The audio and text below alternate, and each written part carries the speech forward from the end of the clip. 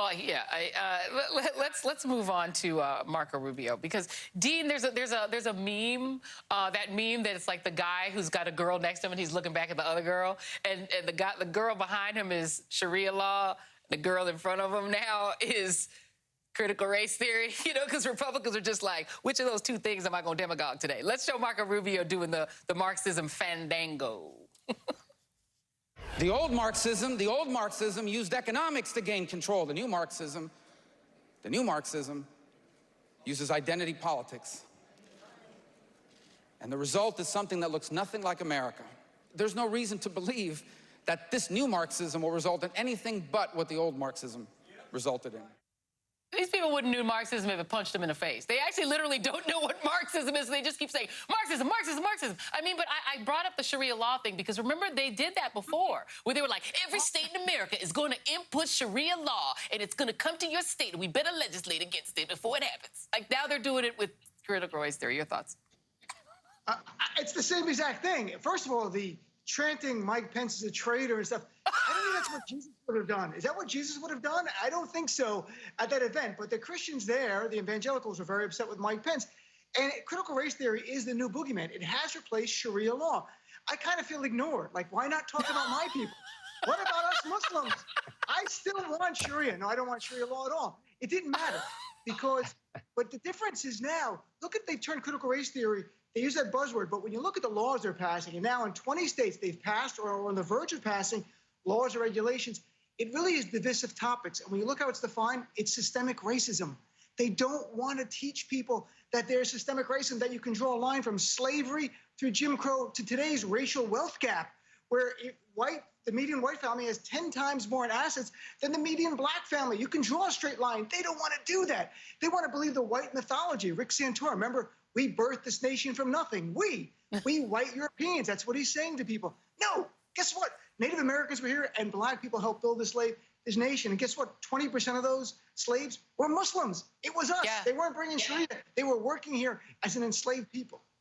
Yeah, no, that is absolutely right. And I mean, to stay with Marco Rubio for a moment, he's now facing, something he's not used to. I mean, he's going to face a tough fight. I mean, Val Demings has already told, she told Jonathan Capehart, Marco Rubio's afraid of a tough fight. I'm not. I grew up poor, black, and female in the South. The first time I was called the N-word, I was 4 years old. I know it's not going to be easy. I do believe it's doable. How does Marco Rubio, will he just deconstruct when he actually faces somebody who's not afraid of his silly Marxism buffoonery, which is just BS? To me, or David? For David. David first. Yeah, Joy, Marco Rubio doesn't have the intellect to go toe-to-toe with Val Demings in this race. I mean it. You will hear a lot of Americana themes from Marco Rubio, but they will mean nothing. And we also have to recognize this is a moral inflection point, this conversation around critical race theory, because it can be debated what should be in the curriculum in our classrooms. That's fine. What they are doing is turning their head to our racist past. They're turning a blind eye to it. The most valuable education any student can have is to be taught to think critically. And the reality is the United States was founded by one race that owned another. And our Constitution and our laws were constructed to protect that ownership of another race. And that has drawn out for generations in a way that has affected the ladders of opportunity in education and finance, in home ownership and jobs and opportunity and labor for one race that is still suffering from that condition on which our nation was founded. Now, we don't need educators to tell you what to do with that information, but we need educators to prepare kids to think critically about it. And if we don't, we're failing our kids. So when Ted Cruz and Marco Rubio make light of this and make a joke of this, it is a moral failing of those two in this moment. Val Demings is going to nail Marco Rubio to the wall on this. And the thing that's so sad about and pathetic about Marco Rubio and Ted Cruz is that if Donald Trump hinted that he thought Marxism was the way, they'd both be declaring Marxism is the one true religion, Dean, tomorrow. Everything to the GOP it's not, remember, Joy, we would hear this thing, Republicans are silent because they fear Donald Trump. No, they were silent because they agreed with Donald Trump. He is not an aberration. He's a manifestation of the GOP. It's been catering to white nationalists for years. You've got the Christian Sharia law people. Today he had a big conference for that down there.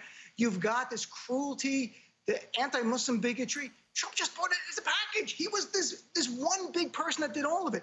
And I could just say, oddly enough, Joy, critical race theory, being Palestinian heritage it's personal for me when you want to erase the humanity of another group, because the same lie about us, the idea that there were no Palestinians in what was ultimately Israel, so that you didn't care about us. You don't know our humanity and our story, so we can be erased. So if you don't know the story of Black Americans, if you don't know about slavery, Jim Crow, you can deny the humanity the same way, and that's what part of this is. And of the indigenous as well. Absolutely. Well said. Dean Obadala, David Jolly, happy Juneteenth to both of you. And coming up...